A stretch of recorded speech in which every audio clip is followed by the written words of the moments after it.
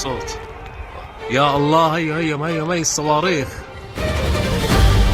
Gila sih, di saat tensi dunia lagi mendidih, AS Israel lawan Iran lagi panas-panasnya, Presiden kita, Prabowo Subianto, justru melakukan langkah berani. Selasa malam, 31 Maret 2026, pukul 19.15 waktu Seoul, Pangkalan Udara Militer Seongnam jadi saksi kedatangan Sang Macan Asia. Dan hari ini, 1 April 2026, atmosfer di Blue House atau Chongwadare pecah. Prabowo disambut dengan upacara penyambutan kenegaraan yang super megah. Bukan cuma soal seremoni, tapi ini soal power moves Indonesia di panggung global. Terus, apa yang paling diomongin netizen Korea dan Indonesia?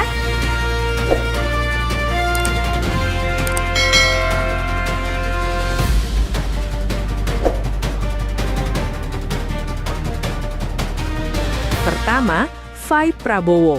Publik Korea Selatan kaget melihat gestur tegas namun sangat menghormati dari Presiden RI. Di media sosial Korea, banyak yang menyebut Prabowo punya strong leader aura yang jarang mereka lihat. Kedua, momen saat lagu Indonesia Raya berkumandang di jantung Seoul.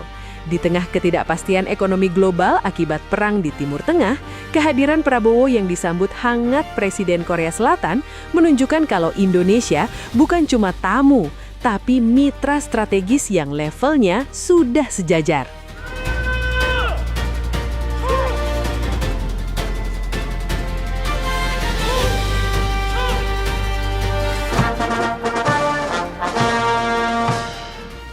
Tujuan sebenarnya Pak Prabowo bukan sekedar foto-foto ya. Jangan terkecoh sama senyumannya.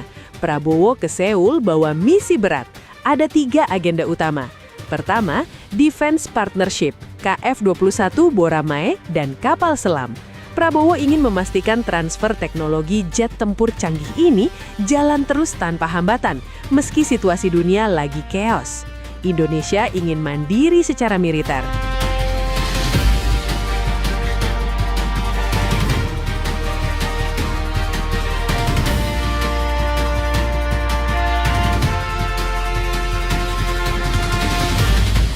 Kedua, ketahanan energi dan pangan.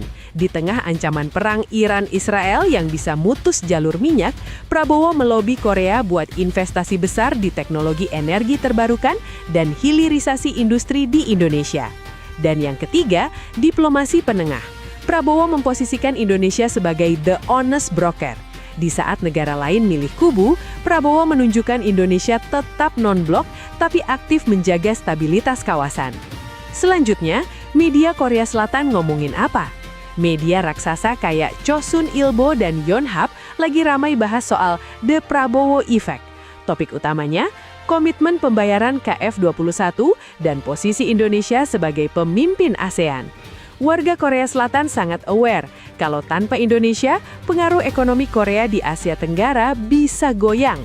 Media di sana menyoroti gimana Prabowo bisa tetap dingin dan fokus pada kerjasama ekonomi militer di saat dunia lagi ketakutan bakal ada Perang Dunia III.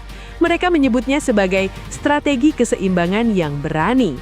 Dunia lagi ngeliatin, langkah Prabowo ke Korea Selatan di tengah konflik AS-Iran ini dianggap sebagai sinyal bahwa Asia Tenggara yang dipimpin Indonesia nggak mau ditarik-tarik ke konflik Barat versus Timur Tengah. Analis internasional menyebut ini adalah calculated move.